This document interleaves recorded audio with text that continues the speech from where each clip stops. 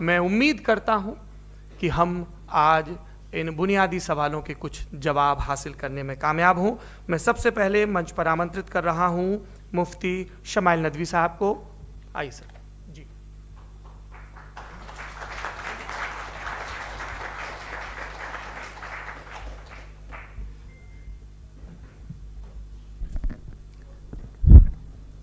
एक आखिरी गुजारिश, आप बोलना शुरू करें। आप लोग प्लीज अपने फोन फ्लाइट मोड पे या साइलेंट मोड पे रखें। एक बार चेक कर लें, कई बार बेध्यानी हो जाती है।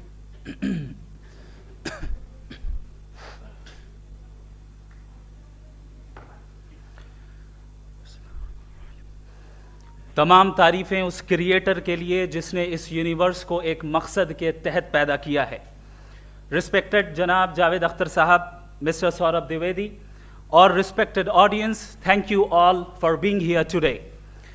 आज की डिबेट में चूंकि हम बात करने वाले हैं डज गॉड एग्जिस्ट के टॉपिक पर, तो ये एक ऐसा टॉपिक है जिसके मुताल्लिक कोई भी डिसीजन लेने के लिए अलग अलग स्टैंडर्ड्स हो सकते हैं। लिहाजा डिबेट के शुरू में ये ज़रूरी है कि हम ये जान लें कि आज के इस टॉपिक में कौन सा स्टैंडर्ड सही होगा और कौन सा गलत होगा। सबसे पहला स्टैंडर्ड जिसे मैं समझता हूं कि हमारे रिस्पेक्टेड जनाब जावेद अख्तर साहब बड़ी तेज़ी के साथ उसकी तरफ लपकेंगे, वो है साइंस। जबकि साइंस दर हकीकत खुदा के एग्जिस्टेंस को डायरेक्टली साबित करने या उसके एग्जिस्टेंस को डिनाई करने के लिए स्टैंडर्ड नहीं बन सकती। और उसकी वजह क्या है, ये मैं नहीं कह रहा, ये वो लोग कह रहे हैं जो साइंस के एक्सपर्ट्स हैं। नेशनल एकेडमी ऑफ साइंस कहती है science doesn't have the processes to prove और disprove the existence of God. Why? क्योंकि साइंस का ताल्लुक एम्पेरिकल एविडेंस से है और एम्पेरिकल एविडेंसेस का ताल्लुक हमारे नेचुरल और फिजिकल वर्ल्ड से है, जबकि गॉड नॉन फिजिकल और सुपर नेचुरल रियलिटी है। लिहाजा नॉन फिजिकल रियलिटी को आप उस टूल के साथ नहीं चेक कर सकते जिसका काम फिजिकल रियलिटी को तलाश करना है। लिहाजा आज इस डिबेट में गॉड की एग्जिस्टेंस को साबित करने या उसे डिनाई करने में साइंटिफिक एविडेंस को एक्सेप्ट नहीं किया जाएगा। दूसरा स्टैंडर्ड हो सकता है रेविलेशन, कि रेविलेशन के जरिए हम यह साबित करें कि गॉड एग्जिस्ट करता है या नहीं। लेकिन यह स्टैंडर्ड भी आज इररेलेवेंट है। क्यों? क्योंकि रेविलेशन मेरे नज़दीक सोर्स ऑफ नॉलेज है, वैलिड सोर्स ऑफ नॉलेज है, लेकिन हमारे जावेद अख्तर साहब के नज़दीक ये वैलिड सोर्स ऑफ नॉलेज नहीं है। लिहाजा आज की डिबेट में मैं एक भी एविडेंस किसी भी मजहबी स्क्रिप्चर से नहीं दूंगा ताकि जावेद अख्तर साहब के लिए वो अनएक्सेप्टेबल ना हो। तीसरा जो मेयार हो सकता है वो है ऑब्जर्वेशन, कि भाई कोई कहे कि हमें खुदा दिखाओ, अगर है तो दिखाओ, या ये कि खुदा के एग्जिस्टेंस पर एम्पेरिकल एविडेंस दो, तो ये है दर हकीकत गलत टूल का इस्तेमाल करना। ये ऐसा ही है कि जावेद साहब मुझसे ये मुतालबा करें कि मुफ्ती साहब आप मेटल डिटेक्टर के जरिए प्लास्टिक डिटेक्ट करके दिखाएं। अब चूंकि प्लास्टिक डिटेक्ट नहीं हो पा रही है लिहाजा plastic does not exist. No, you are using the wrong tool. इस टूल से प्लास्टिक को डिटेक्ट नहीं किया जाता। लिहाजा मैं समझता हूं कि गॉड के एग्जिस्टेंस पर एम्पेरिकल एविडेंस का मुतालबा करना एक बचकाना मुतालबा है और हमारे रिस्पेक्टेड जनाब जावेद अख्तर साहब इस स्टेज से अब बहुत आगे निकल चुके हैं। अब बचता है एक ही स्टैंडर्ड और वो स्टैंडर्ड है अक्ल, लॉजिक, रीजनिंग। और यही वो स्टैंडर्ड है जिसके तहत गॉड की एग्जिस्टेंस को साबित किया जाएगा या गॉड की एग्जिस्टेंस को डिनाई किया जाएगा। लेकिन चूंकि ये बहुत इंपॉर्टेंट और सेंसिटिव टॉपिक है, इसलिए लॉजिकल आर्ग्यूमेंट भी ऐसा होना चाहिए जो डेफिनेटिव हो, इनडेफिनेटिव ना हो, जो 2 और 2 4 की तरह बिल्कुल वाजे हो, जिसे लॉजिकली रिजेक्ट करना पॉसिबल नहीं हो। फॉर एग्जाम्पल हम कहें हमारे रिस्पेक्टेड मिस्टर सौरभ साहब, ये एक इंसान है और तमाम इंसान कॉन्शियस बीइंग है, लिहाजा नतीजा क्या निकला, हमारे सौरभ साहब भी कॉन्शियस बीइंग है। क्या ये इनडेफिनेट आर्ग्यूमेंट है या डेफिनेट आर्ग्यूमेंट है? ये डेफिनेट आर्ग्यूमेंट है। ये 2 और 2 की तरह वाजे है, इसमें किसी तरह जो है लॉजिकली इसको रिजेक्ट नहीं किया जा सकता। तो अगर आज हमारे जावेद अख्तर साहब ऐसी कोई अकली दलील और लॉजिकल एविडेंस दें खुदा के ना होने पर जो डेफिनेट भी हो, तो मैं ये ऐलान करता हूं कि यकीनन मैं उस एविडेंस को कबूल करूंगा और उस पर गौर करूंगा, लेकिन साथ में ये भी ऐलान कर देता हूं प्रेडिक्शन के तौर पर कि ऐसा कोई डेफिनेट आर्ग्यूमेंट कोई नहीं पेश कर सकता। दलील हम देंगे और डेफिनेटिव दलील देंगे, लॉजिकल दलील देंगे, ऐसी दलील देंगे जो एंटायर एथिस्टिक वर्ल्ड उसे रेफ्यूट नहीं कर सकती। चलें अब हम एक एग्जाम्पल सोचते हैं, एक सिनेरियो, सिंपल सिनेरियो, तमाम ऑडियंस से गुजारिश है, हम और आप एक आइसोलेटेड आइलैंड पर हैं, ऐसा आइलैंड जहां पे हमसे पहले कोई कभी नहीं गया। चलते चलते आपके सामने अचानक आपने देखा एक पिंक कलर की बॉल पड़ी हुई है। सबसे पहला सवाल आपके जहन में क्या आएगा कि ये बॉल यहां क्यों आई, कैसे आई, ये पिंक कलर की ही क्यों है, कोई और कलर भी हो सकता था, ये इसी शेप में क्यों है, कोई और शेप भी हो सकता था। नेचुरली आप इस तरफ पहुंचेंगे कि कोई ना कोई है जिसने इन स्पेसिफिक प्रॉपर्टीज के साथ इस बॉल को बनाया है और यहां पे रखा है। चूंकि आप जानते हैं कि ये जो बॉल है इसका एग्जिस्ट करना जरूरी नहीं है, ये एग्जिस्ट कर भी सकती थी, नहीं भी कर सकती थी, और एग्जिस्ट करना ही था तो किसी और फॉर्म में करती, किसी और कलर में करती। अब आप इस बॉल को एक्सपैंड करते चले जाएं, एक्सपैंड करते चले जाएं, एक्सपैंड करते चले जाएं, यहां तक कि ये बॉल यूनिवर्स के साइज की हो जाए। बताइए कि क्या साइज के बढ़ जाने से सवाल बदल जाएगा? हरगिज नहीं बदलेगा। अभी भी सवाल रहेगा ये यूनिवर्स कहां से आया, इन स्पेसिफिक प्रॉपर्टीज के साथ कहां से आया, क्यों आया, किसने बनाया, यह सवाल उस वक्त भी वैलिड रहेगा। लेकिन यह सवाल अगर हम जनाब जावेद अख्तर साहब से करें तो चूंकि इनका वर्ल्ड व्यू एथिस्टिक है, और सिर्फ इनका नहीं, मतलब जितने भी एथिस्ट हैं और एथिस्टिक वर्ल्ड व्यू को रखने वाले से अगर आप ये सवाल करें कि ये यूनिवर्स कहां से आया, तो इनका जवाब या तो आर्ग्यूमेंट फ्रॉम इग्नोरेंस होगा या डॉगमेटिक होगा। या तो ये कहेंगे कि मुझे नहीं पता कि ये कहां से आया, लिहाजा गॉड डज नॉट एग्जिस्ट, ये आर्ग्यूमेंट फ्रॉम इग्नोरेंस है। या ये कहेंगे कि ये यूनिवर्स खुद ब खुद बन गया, इसका मतलब ये है कि उस बॉल को भी खुद ब खुद बन जाना चाहिए, लेकिन बॉल के ताल्लुक से ये एक्सप्लेनेशन एक्सेप्ट नहीं की जाएगी कि खुद ब खुद बन गई, लेकिन यूनिवर्स के ताल्लुक से कर दिया जाएगा। इसे हम दूसरे अल्फाज में डॉगमा भी कह सकते हैं। दूसरी चीज, हमारे जावेद अख्तर साहब जरूर गॉड ऑफ गैप्स की मिसाल भी जरूर देंगे, और मिसाल देंगे कि पहले ज़माने में बिजलियां कड़कती थी तो लोगों ने किसी एक खुदा की तरफ, और बारिश होती थी तो दूसरे खुदा की तरफ मंसूब कर दिया, उनके पास दलील नहीं थी। यह हमारा वर्ल्ड व्यू है ही नहीं, यह हमारा वर्ल्ड व्यू है ही नहीं, क्योंकि नेचुरल फिनोमेना के प्रोसेस की इंटरप्रिटेशन को जान लेने से यह कहां से साबित हो गया कि गॉड एग्जिस्ट नहीं करता है। इस पर मैं इंशाअल्लाह अभी आगे बात करूंगा। आप हजरात ये भी देखेंगे, और मैं ये एक्सपेक्ट करता हूं कि हमारे रिस्पेक्टेड जनाब जावेद अख्तर साहब जरूर इमोशनल आर्ग्यूमेंट्स भी देंगे, जो कि एक लॉजिकल फेलेसी है जब बात आती है ट्रुथ को डिसाइड करने में। क्यों?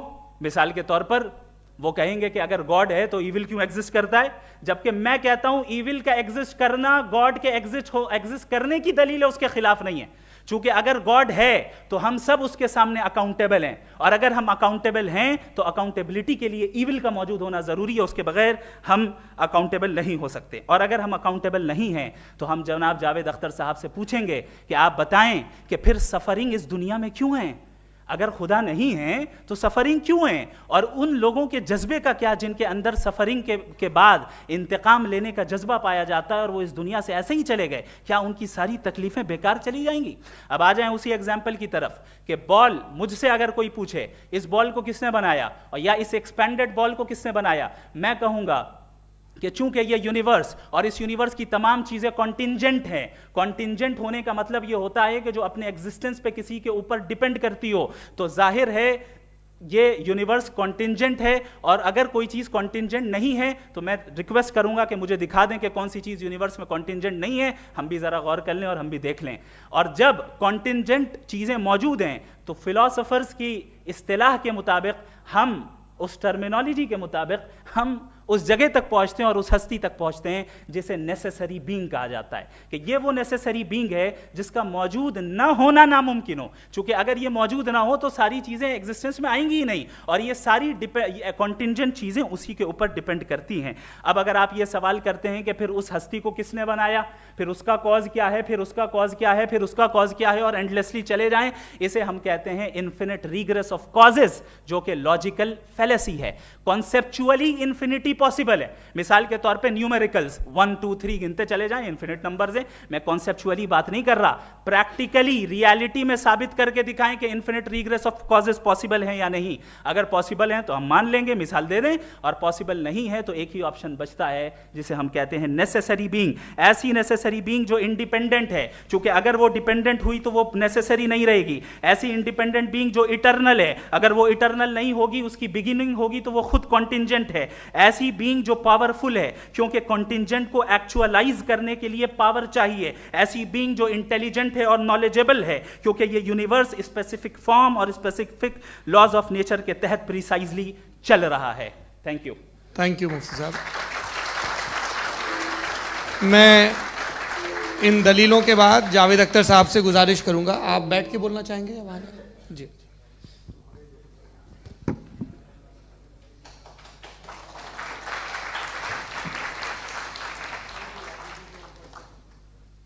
पहले तो मैं मुफ्ती साहब को एक अच्छी खबर देना चाहूँगा कि मेरी नॉलेज साइंस के बारे में बड़ी मामूली है, तो आप फिक्र ना करें उसकी, लेकिन कुछ कॉमन सेंस है मुझ में।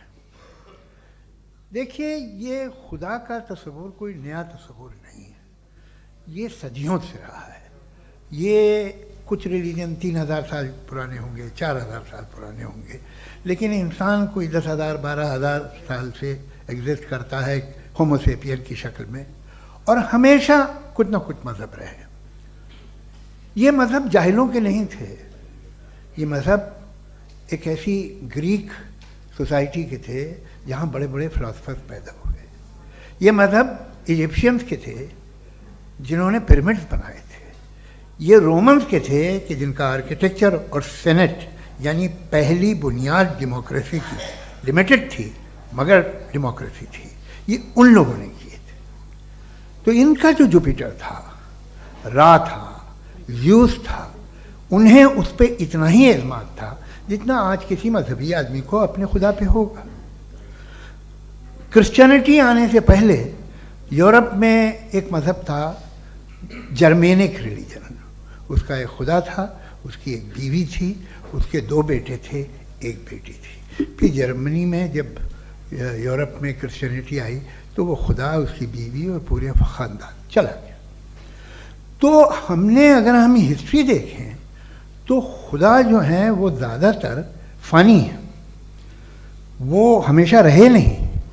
और वो जो लोग इन्हें मानते थे उनको आप कहें वो तो जाहिल थे, उन्हें तो कुछ पता ही नहीं था, ऐसा नहीं है। वो अपने वक्त में बड़े काबिल लोग थे और अपने वक्त में उन्होंने बड़े बड़े काम किए हैं, फिलोसफर्स थे, साइंटिस्ट थे, लेकिन उनका मज़हब कहाँ गया, उनके खुदा कहाँ गए? आज जो खुदा हैं दुनिया में लोग उन्हें मानते हैं। आपको क्या मालूम कि कितने बरसों के बाद क्या होने वाला है? हम यूरोप में देखते हैं तो चर्च खाली हैं। तो वक्त के साथ चीज़ें बदलती हैं। जहाँ तक इसका ताल्लुक़ है मज़हबों का, हर मज़हब आपसे एक चीज़ मांगता है, फेथ। ये फेथ क्या चीज़ होती है? What is the difference between faith and belief? ये तो बहुत ही अहमकाना बात होगी कि कोई आदमी कहे साहब अगर खुदा है तो मुझे दिखाइए। ये तो जाहिलाना बात हुई। मैंने तो नॉर्थ पोल नहीं देखा है, मगर मैं मानता हूँ कि नॉर्थ पोल है। मैं क्यों मानता हूँ? इसलिए कि अगर ये दुनिया राउंड है तो उसका कोई टॉप होगा। कुछ लोग हैं जो वहाँ गए भी हैं, कॉमन सेंस कहता है कि ऐसा होगा, सबूत है, गवाह है, रीज़न है। तो ये मेरा फेथ नहीं है। तो फेथ में और बिलीफ में डिफरेंस क्या है? जो मज़हब मांगता है आपसे, हर मज़हब फेथ मांगता है। फेथ का मतलब ये है कि ना कोई गवाह हो, ना कोई सबूत हो, ना कोई रैशनल हो, ना कोई लॉजिक हो, ना कोई प्रूफ हो, मगर तुम एक बात को मानो। ये है फेथ। वरना बिलीफ होता। अगर इसमें कुछ भी सबूत होते, गवाह होते, तो फिर इसे आप बिलीफ कहते हैं। जैसे मेरा बिलीफ है कि नॉर्थ पोल है, मेरा फेथ थोड़ी है। फेथ इन तमाम शर्तों को रद्द करता है। तो फिर स्टुपिडिटी क्या है? अगर मैं एक बात ऐसी मानूं जिसकी ना कोई लॉजिक है, ना कोई रैशनल है, ना कोई प्रूफ है, ना कोई गवाह है, ना कोई सबूत है, और मैं उसे मानूं, तो ये स्टुपिडिटी हुई। इसे ही भाई कल को मैं यकीन कर लूँ कि एलॉन मस्क जो है मेरा भाई है, तो मुझे इंतहाई खुशी होगी, सुकून भी बहुत मिलेगा मुझे। लेकिन और कहे भाई क्यों मानते हो, क्या सबूत है भाई, वो तो अमेरिकन है और तुम तो इंडियन हो, वो तो नस्ल अलग है, तुम्हें कभी मिले भी नहीं। साहब देखिए मेरा फेथ है, इस पर बात न किया। फेथ का मतलब ही यह है कि आप प्रूव नहीं कर सकते। अगर आप प्रूव कर सकते हो तो फेथ की जरूरत ही नहीं, फिर तो आप बात करेंगे, आप कितनी बहस कर लीजिए। अल्टीमेटली दुनिया का हर मजहब फेथ पे टिका है, और फेथ का मतलब है एक ऐसा यकीन जिसका कोई सबूत, कोई गवाह, कोई रैशनल नहीं। अब आप ये कहें, क्या आप ये क्यों कह रहे हैं कि साहब ये कायनात किसने बनाई? कमाल ये है कि आपने बताया कि एक आइलैंड पे गए और एक बॉल देखी। आपने ये नहीं कहा कि आइलैंड किसने बनाया, आपको सिर्फ बॉल पे हैरत हुई। हमने आइलैंड पे हमने हैरत नहीं की, होते हैं आइलैंड। इसी तरह ये आइलैंड है, सितारे, ये गैलेक्सीज, ये सब आइलैंड हैं खला में। हम उन्हें टेकन फॉर ग्रांटेड लेते हैं, हम पूछते नहीं किसने बनाए। आपने जजीरे के बारे में भी नहीं पूछा है। मेरी पैदाइश कैसे हुई? क्या मैं प्लान्ड पैदा हुआ था? I was plan to be born, या एक लकी स्पर्म था जो किसी एग से चिपक गया? मेरी पैदाइश रैंडम। और इंसाफ जिसे आप कहते हैं, इंसाफ का तो नेचर से कोई वास्ता ही नहीं है। जो आप कहते हैं कि एक दिन इंसाफ मिलेगा, इंसाफ is a human concept, nature में कोई इंसाफ नहीं। अगर शेर हिरन को खा जाता है तो उसे कोई सजा नहीं मिलती। अगर एक आंधी आती है और हरे भरे पेड़ों को उखाड़ के फेंक देती है तो आंधियों की जेल नहीं होती है। नेचर में इंसाफ नहीं, इसलिए मुझे नेचर को इंसाफ की जरूरत भी नहीं। नेचर तमाम एक है। अब हम कहें कि साहब ये देखिए जो मैंने खाना खाया था, ये मेरी आंख तो नहीं यूं कर दिया उसे, तो इसे सजा मिलनी नहीं, वो सिस्टम है, ऐसे ही चल रहा है। नेचर बगैर इंसाफ के है। इंसाफ इज अ ह्यूमन कॉन्सेप्ट। तो जो आपसे कहता है कि मैं तुम्हें इंसाफ दूंगा, वो इंसानी जहन की पैदावार है।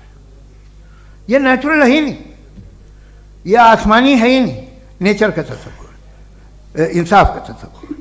भाई आप साथ मिलते हैं, अब आप लेफ्ट हैंड ड्राइव करते हैं, ये क्या है? तमाम सच, तमाम नेकी, तमाम शराफत लेफ्ट हैंड ड्राइव है। वरना क्या होगा, या तो आप क्रॉस कर देंगे, आपका एक्सीडेंट हो जाएगा, या आप किसी को मार देंगे, या ट्रैफिक जैम हो जाएगा। झूठ, बेईमानी, रिश्वतखोरी, ये तमाम जो है driving on the wrong side है। इसके ऊपर कुछ नहीं। ये तो हमने बनाया, जैसे हमने लेफ्ट हैंड ड्राइव बनाई है। ये कॉन्सेप्ट ऑफ इंसाफ जो है ये हमारा है, इसका नेचर से कोई वास्ता नहीं। शेर खा जाता है हिरन को, उसे जेल होती है क्या? कुछ भी नहीं है ही नहीं। तो ये जो दुनिया के रिलीजन प्रॉमिस करते हैं आपसे इंसाफ, इसी से मालूम होता है कि ये मैन मेड है। ये तसव्वुर कहीं और का है ही नहीं। जो नेचर है, कुछ लोग कहते हैं नेचर ही खुदा है, तो नेचर में तो इंसाफ नहीं कहीं। और आप वादा कर रहे हैं कि तुम्हें मरने के बाद इंसाफ मिलेगा। मुझे अगर मिलेगा तो मैं बहुत खुश हूँगा, लेकिन मैं यकीन नहीं कर पाता हूँ, इसलिए कि मैं फेथ नहीं पैदा कर सकता। The very fact that religions demand faith, इसका मतलब है कि उनके पास जस्टिफिकेशन नहीं है। अच्छा साहब, फिर रिलीजन अगर मॉडरेशन में है, कोई सा भी नहीं, वो आप में कुछ खूबियाँ भी पैदा करता होगा। देखिए उससे ये फ़ायदा है, वो फ़ायदा है। अल्कोहल जो है वो ज़्यादातर दवाओं में यूज़ होती है, और एक सर्वे किया गया था अमेरिका में कि लॉन्जिटिविटी किन लोगों की है। तो एक तरफ वो लोग थे जो शराब पीते ही नहीं थे, और एक तरफ वो थे जो एक बोतल शराब रोज़ पीते थे। सबसे ज़्यादा लंबी उम्र उनकी है जो 2 पैक नाप के शराब पीते और खाना खाते हैं। मगर हम शराब को बुरा समझते हैं, मैं भी बुरा समझता हूँ। क्यों? ऐसा होता नहीं। कुछ चीज़ों में आदत होती है कि